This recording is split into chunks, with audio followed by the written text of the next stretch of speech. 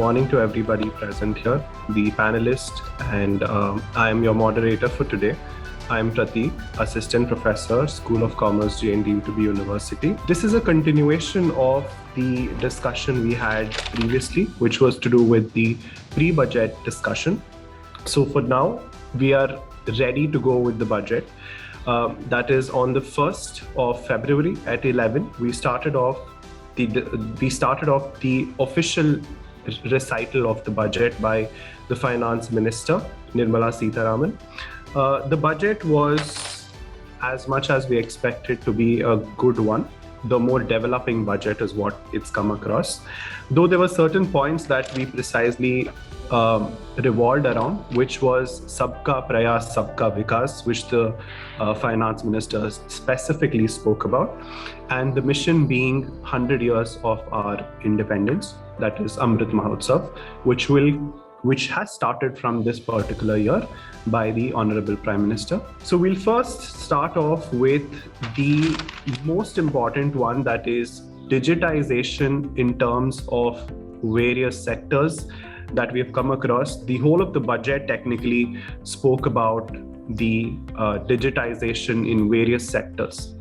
Now, I'd like to ask the panelists, in case if you have any points to put across specific to the digitization of a lot of sectors as such. So first of all, there's the digitization of the medical sector, which now they're pushing towards creating a sort of US type system where your medical records will be seen as soon as you enter your name or your security number into a website.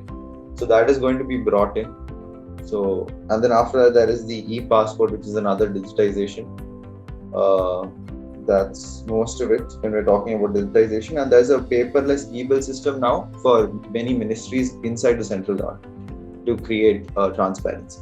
Right. Anyone else would add on to this? Yes, so also to increase, of course, we know that by digitizing most of the processes that are going on right now, we are increasing efficiency. And according to PM's Gati Shakti plan, increase in logistics efficiency would help the sector develop a lot.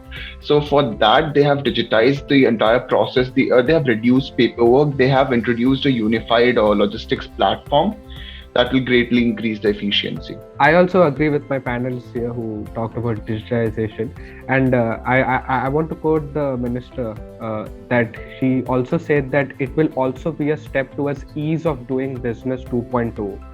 So digitization also creates a paveway to making easier business and more efficiently.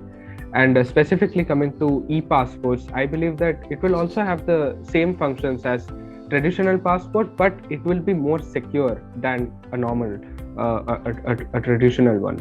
And this is because e-passport would also contain an electronic chip that will carry some information as a printed passport. This will also prevent further scams and other negligences. Thank you. Yes, so in order to add on to what my panelists said, so one was this, under Gati Shakti, she was talking about how unified logistics interface platform is allowing data exchange in a better manner.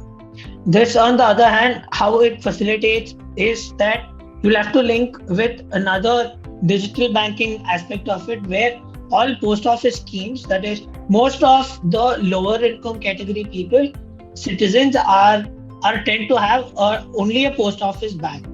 Now, these post office bank from this year, at least from this fiscal year, is going to be under the core banking system. So because of which digital payments for all of these travel, transport, everything will come under one unified interface.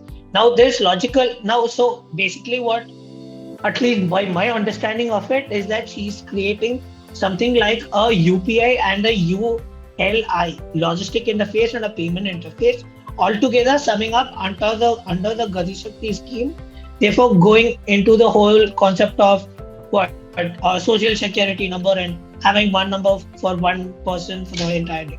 Right. Just to add on to that, there was also an introduction of 75 digibanks, which would come into a lot of districts in India, also cities. So that's one more thing that we talk about. Coming to the next part of the discussion, the budget also spoke about a new thing of introducing mental health council. So anyone from the panel would want to highlight on that particular point? It's actually a very good measure taken by the government, because they actually we see that the government is now realizing the importance of mental health, and they have introduced something called a tele-mental health, where they'll be broadcasting mental advices sort of on television. So that way we know that many people use television, many people use radios, so that way a larger audience can be helped through this. And seeing the times, the COVID times, and the depression it has caused on people, I think it's a very helpful step taken by the government. Yes, sir. This I think so. This is not just like the panelists rightfully said. So I don't think so. One thing I would add on to is that it's not just about the tele-mental health that they are targeting on. It's, if you take a step back and look at it, it's a much more larger scheme. So they first bring in something called digital health ecosystem, under which there is tele-mental health, and under that there is a integrated architecture system called Mission Shakti, Mission Vatsalya, and Poshan 2.0 and all that. But at the end of the day, so sir, there's this Sanskrit term called angadis, where the day-to-day shops, or that is what they are aiming for, where medical facilities and mental health should be should be achieved at such a point where you can go get counseling from your roadside stall. Like there could be a stall to every locality where you can get good and proper healthy counseling. I think that's where our government is going. Right. I think it's also a proud moment for all the Bangaloreans, because the nodal center for this is going to be NIMHANS Bangalore, and the digital version of this will be endorsed by IIT Bangalore. Yes. That's a good news for the Bangaloreans. Right. So we'll quickly move to one other important topic. That was we have seen a glimpse of this particular experiment when we had to close down the Republic Day celebration, where around 3,000 drones had done a show. This particular budget had a lot of importance specific to the concept of drone and technology. Anybody from the panelists who would like to put some light in terms of how this budget concentrated a lot on technology and drones?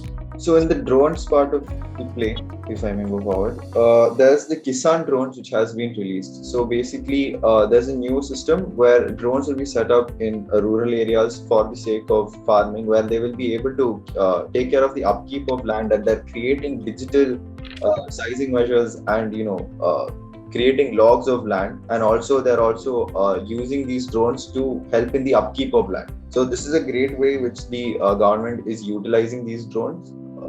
That's it from me. Yes, sir. Again, sir, to take a step back, this drone system, if you had looked keenly into the budget, was not this year's investment, but rather a previous year's continuation. So previous year, the whole system was launched where they were going to implement drone systems which could track, which could survey huge spaces of agricultural land and see its fertility and decide. So basically now soil testing is done by the farmer procuring the sand and giving it for testing samples and all that. But now government is initiating and doing it on its own, where once this drone system is put in place, there won't be need for the farmer to do so. The government will exactly tell the farmer what exactly does his soil need to reach its fullest potential. So in that way, this drone system would be a great success. Apart from that, yes, there is a long drawn shot at drone mobilization when it comes to security and army, which is a little far off the thought, considering on how our budget has been allocated this year. But it is still an opportunity for us to put it in that, probably in the upcoming future. Right. With drones, I would now want to discuss about another section or a sector that we have technically preserved from a really long time with the government, that is the armed forces. So yes, we've introduced the concept of drones in the armed forces as well, with a lot of addition to the armed forces. So does the panel want to talk about this particular sector and the allocation of budget for this particular sector? Yeah, this is where I would want to go first. So when thinking about this and when thinking about a country or like India with such massive scale, what I fear the most is the more you let in private players into the sector. I'm not telling the sector will go for a toss or sector will go into a harmed position, but will government lose its control over the sector? Now, unlike other superpowers in this world, like USA, where almost 90% of its military is privatized, their whole system, it's a federal system, and it's nothing compared to India. India is very unique in its own way. So privatizing what armed forces and army in India, I don't know how well that's a great move or a direction to move forward to. Yes, you can have contracts, but just letting go of certain what control that government existingly has in its hands, letting go of that is a kindly, in my view, is kind of speculative. But what I think is beneficial, especially regarding defense manufacturing, which should be privatized, is the R&D that goes about with it. I think the privatized defense sector, as in the US, we have these huge companies like Lockheed Martin and everyone who are responsible for the development of their aviation sector and their aviation weaponry, which is, I think, been very beneficial for them. So I think in that aspect, the government should look forward towards privatizing that aspect of the military, which requires them to have contracts with these private manufacturers that push forward certain amount of investment into R&D and investment into the future of technology and the future of weaponry in general. Perfect. With this, I think the budget has also given us a lot of good news, that specifically in terms of Air India being given off to the Tatas. Since Arnesh had specifically spoken about airlines in the last discussion, do you want to add on to anything more to this particular sector? Yes, sir. Definitely. On the bright side of the airline industry, Air India has finally returned to its owners, the Tata Group, as the government confirmed that it has acquired 100% stake on January 27th. And we were hoping to hear something from the government themselves on the union budget on this side. And they have said that the government has allocated an additional 51,971 crores towards the settlement of the outstanding liabilities of this wonderful airlines, so that this totally goes towards the private. And we hope to see that this airline shows the true spirit of India and it resembles what it stands for. But also looking at the airline industry, there were few things to go about, which is that a lot of the airline industry experts were looking for the ATF, the aviation turbine fuel, which I previously spoke about, to be brought under GST, because it occupies almost 40 to 45% of the operational cost. But unfortunately, the government announced rather in the opposite side, which is a price hike in the ATF up to 8.5%. In that way, people were not very satisfied with what the government showed towards the airline industry. Obviously, a strong government support at this stage would have played a more pivotal role to firmly, entrench these signs of this being industry. But increase in ATF prices is a further blow to this industry. I wouldn't be wrong if I would say that we all have faced the wrath of the fuel prices going extremely high. And yes, the government, I think, has acknowledged that, and they've got in a lot of support that would be given to the electronic vehicles by mean of battery swapping formula. So we'll start off with Pranjal first, who will talk about logistics and EV, since he spoke about it in the previous discussion. Then I think the other panelists could add on to this particular point. So yes, so EV, of course, the EV sector got a huge boost from this time's budget because the entire focus of the budget this time was to shift towards a more green energy. Shift to green was sort of like the motto for this year's budget. And of course, what better way to do this, to achieve this vision of the country? And also, there's also a net zero vision that the Prime Minister has proposed by 2070, which will reduce our carbon footprints to almost zero. So, of course, to achieve this, the EV sector plays a huge role in that. And the government has introduced battery swapping policies. And of course, the battery swapping policies will include development of more infrastructure in urban cities as well, the battery swapping infrastructure and whatnot. So, all in all, I think whatever the government has introduced, mostly they have been focused on EV infrastructure, and that is, I think, personally, that was one of the most lacking part of the EV sector as of now. Yeah, as far as the idea behind the paradox between oil and gas and the EV industry is concerned, there's no solution to this yet. It's simply understanding technology and waiting and seeing the growth and development of EV. Because if you look at it carefully, EV is not entirely in India's ecosystem sustainable, right? So we are still highly dependent on coal and a lot of these fossil fuels that are so important for the growth of the country, which the phasing out in the Western economies is already done, right? They've reached that level where they can change to a lot of these developments based on their GDP and based on their income and a lot of these other factors that come about. So I think the government is in general a little bit confused on that aspect, simply because they want to get the money they get from fuel, which is a lot of it, and at the same time also promote EV. And bringing about, at this stage that the economy is in, income is a huge aspect of our budget, which we want to drive naturally from our citizens. So that's where I think the problem lies. Yeah, Pran. Oh yeah, I agree with Gurnimar. I actually agree word to word what he said, because that was the exact point I was trying to make. EV right now is a developing sector in India, and very honestly, by the time EV catches up in India, it'll take like 15 years more. And by that time, of course, we'll be highly dependent on oil and coal and all the other forms of energy, or all the other forms of fuel, that is. So I think that's where the paradox lies exactly, because India's EV is still developing, the infrastructure is developing, everything is still developing. It's in development phase right now. And also one more thing which you said, Aditya, was Tesla coming in and the tax slab being really high.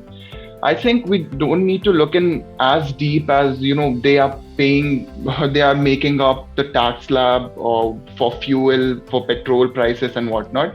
I think it's to be taken more at face value. They are increasing the prices of imported electric vehicles, so that the electric vehicles, a Make in India scheme, which has been prominent for quite some time now. I think they're promoting that in a way. So I think it's not wrong of me to say that we are using rather a heuristic approach in terms of EV specifically. It's a trial and error method specifically in this budget.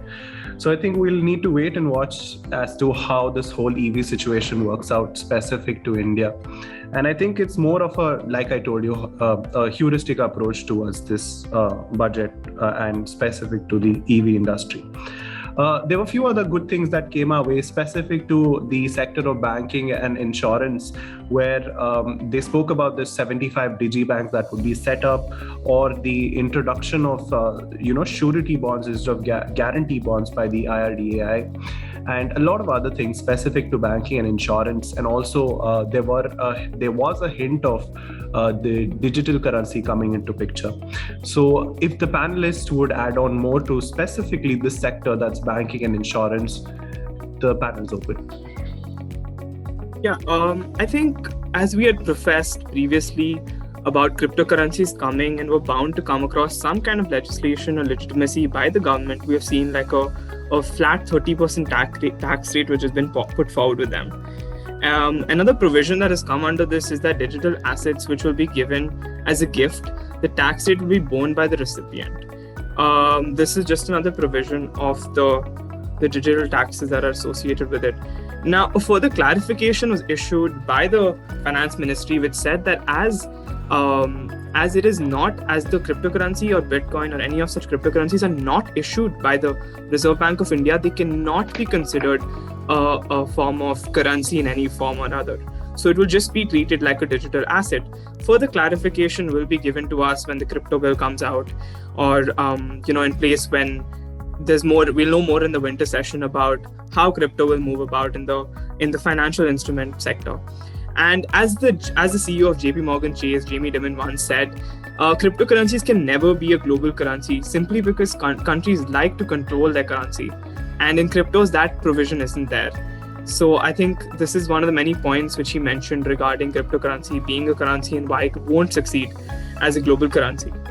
As I said, there's still a lot of ambiguity regarding this. I think that ambiguity there's a lot of uncertainty as well, to which we might see how positively or negatively the crypto markets react to it. Yeah, so that's about it from my side. Yeah, I think that's the same from my side. He summed up all the points I wanted to say. Yes, correct. I actually have an additional point to this. It's that if we look at it at face value, let's say 30% tax is levied on all of this, and it's going to go forward like this. One thing I feel is that many people will start moving away from crypto, and another thing is that crypto and blockchain technology is where it's at right now. A lot of governments are moving towards the blockchain technology. A lot of blockchain developers are being approached by various governments just to employ them for that certain technology. So now the blockchain technology called Solana, half of the software programmers are from India. A lot of them are going to get, a lot of them are being called by other governments to come and work for them. Other companies are calling them to other countries. What I feel is like we are going to miss out on this one opportunity, like we did miss out on software. And this is going to create massive brain drain, and we're going to go 1 year behind all of the other countries. Right now, there's US who's also very well focused on blockchain, and it's the private sector at least is focusing a lot on blockchain and is figuring it out right now. And if this comes into play and people move away from India because there's a 30% tax and no one's investing, then that just puts us in a bad position overall. Yes, I think with that, there was another point to add on. Sorry, Guruma. That was where the government said there's going to be one nation and one registration as such, or one portal to technically do all of your work. And that also brought us, or it added on another point specifying where the ease of doing trade would be put into a picture. So it's a really vast area for us to talk about. That's finance and taxation as a whole. That's in terms of the budget. So anyone who wants to go for the whole taxation sector or the finance sector in the budget? As far as taxation is concerned, I don't think the budget exceeded expectations, or I would say to some extent even met them, because there were no income tax slab revisions despite the burden of the pandemic. And I feel like there are a few other things that I would like to bring about and bring to the understanding of this panel. Is that the first thing is that unblended fuels are going to be getting an additional 2 rupees of excise duty on them, and this is mainly to promote blended fuel oils, and this is one government way of discouraging what we're currently using. And another great thing that's happened is that a tax rebate on employers' contribution in the national pension scheme for state governments has been increased to 14%. So what basically has been done here is that it's gone up from the 10% which is allocated in state governments to what is now the national and the universal one across the country, which is 14%. We also saw that as far as the negatives are concerned regarding this, I forgot to mention the withdrawal of the equalization levy tax. This was one of the larger expectations by a report from Deloitte and various other financial institutions that spoke about whether they should withdraw the equalization levy tax. But again, there was nothing spoken about it, and there was nothing spoken about it in general and all. And as far as my colleague mentioned earlier as well, the capital gains tax surcharge is capped at 15%. And earlier this used to go up to 37.5% in some other sectors apart from the capital markets, but now it's been capped at 15% in another form to encourage the industries to invest in the markets and invest in these assets as well. Another tax breather on the minimum alternative tax has been allowed for cooperative societies to 15%. And for those co-ops that have an income of 1 to 10 crores, they'll have to pay about 7%. A lot of tax incentives for startups that were registered before March 22 have now been, that limit or that deadline has now been extended to 23.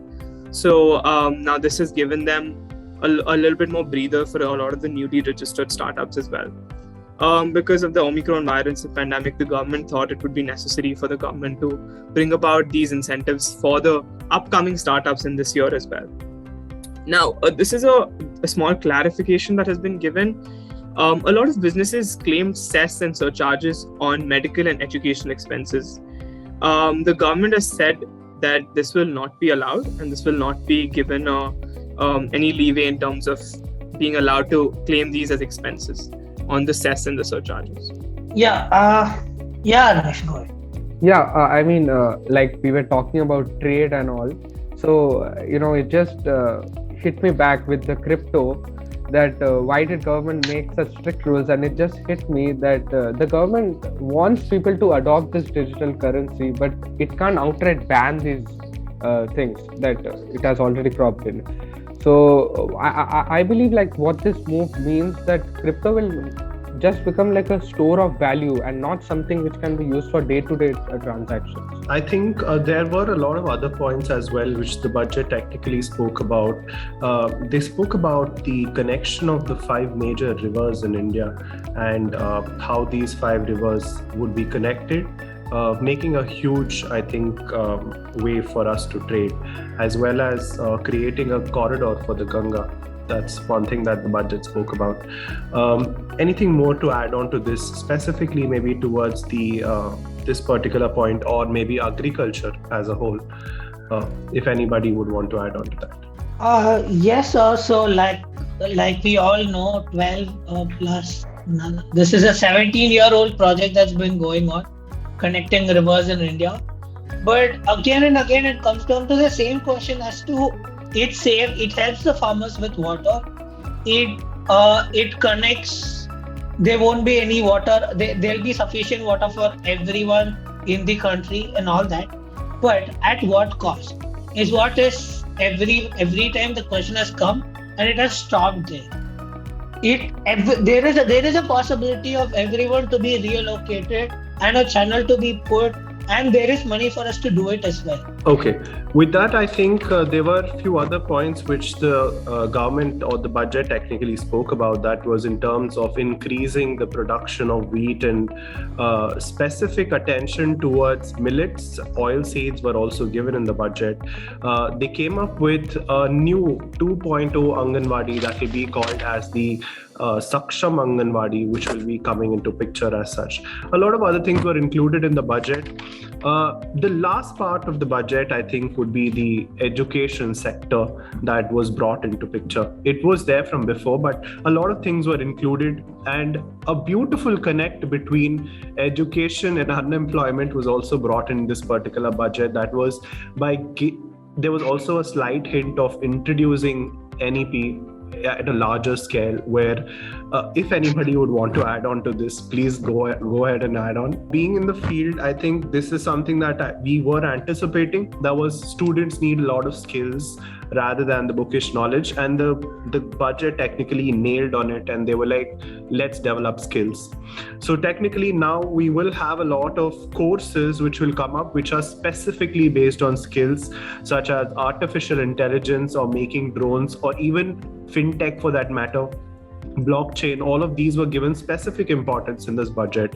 Also, we saw the importance of digitization in this particular sector as well, where we would have one class, one TV channel. For example, if you're in class 1, you would have the same subjects running across in your specific regional language. That's a very good thing to do, but rather than a TV, I think a OTT platform would do a far good job specifically. And setting up of a digital university never happened before, but yes, India is taking that chance of setting it up. That's another good thing that could happen. Yes, please. So the traditional university is the physical university that we see, where you have a whole setup, a physical setup. You come to the university and all that process. When you talk, so the NEP also brings across a specific rule which says, as a student, you have a bank of collecting your credits. So technically, if you have a course of 4 years, you can leave it in between 2 years, go back, come again, and then preserve those credits and utilize it any time you want to.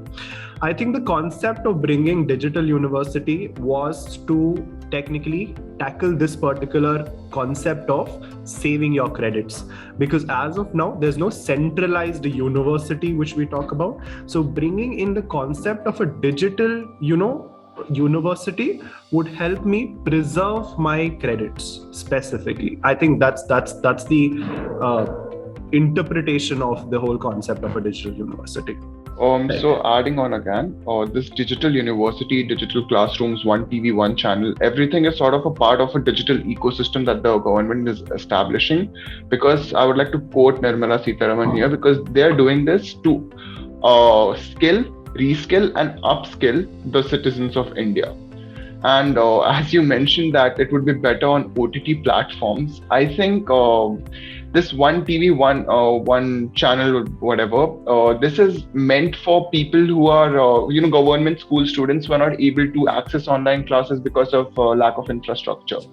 So if someone doesn't have a laptop, I don't think they have a very high chance of having Netflix or maybe Amazon Prime or some other OTT platform. But there is a very high chance that they have a set-top box in their home, at least a TV in their home. I think we'll talk about the last sector and then we'll wrap up. That is in terms of regulation and governance. Yesterday, the finance minister claimed that around 1,486 union laws were repealed by this current government to make the whole process of business very easy. So anything more that you guys would want to add on to, specific to maybe governance or regulation in this particular budget? I think governance and regulation are such an essential part of a democracy, or in general, a part of a country that wants to develop at the level that it, foresees itself to develop. Especially when we take a lot of not just inspiration, but also understanding from the Western economies and why their legal systems, their regulatory institutes are so much more developed in that sense, is what's harnessing and which has harnessed their growth in the past. Especially the autonomy, which I discussed in the pre-budget too, is such an important aspect for an institute and the purpose it divides, free from political influence, which is a concern in this country, which has been a concern for a really long time. And I think working towards ensuring that the RBI, SEBI, all these have that autonomy to function according to the objectives that have been prescribed to them. And I think moving towards this will not only be beneficial for this party, it'll be beneficial for the entirety for the rest of the time to come. One last thing yesterday was this quote that went around on Instagram, that is, your profit is my profit and your losses are my losses, by the Indian government. Not really sure as to how that would be true or how that would be false. That's up to an individual to decide how he takes that particular quote.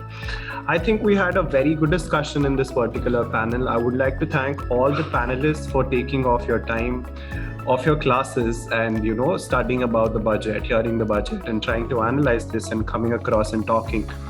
I would like to thank each and every panelist over here for giving your contribution towards this particular discussion.